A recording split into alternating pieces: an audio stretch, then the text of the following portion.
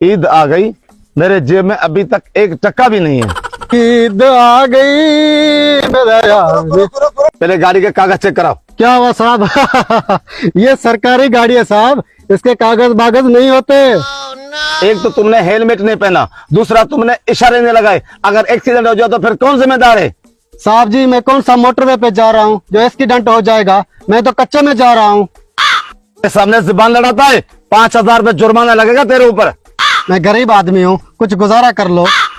तुमने खिलाफ वर्जियां बहुत की है, नहीं तो तुम्हारे पास तुम्हारी गाड़ी के कागज है, नहीं तो तुम्हारी गाड़ी में इंडिकेटर है, नहीं तो तुम्हारी गाड़ी में प्लेट नंबर है।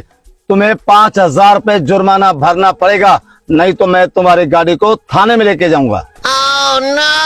साहब जी मुझे मेरे धनु से बहुत काम करवाने हैं, आप 3,000 रुपए ले लो, आगे पीछे करके जान छुड़ा लो। पता नहीं अब्बा ने पैसे कहाँ रख दिए। हाँ ये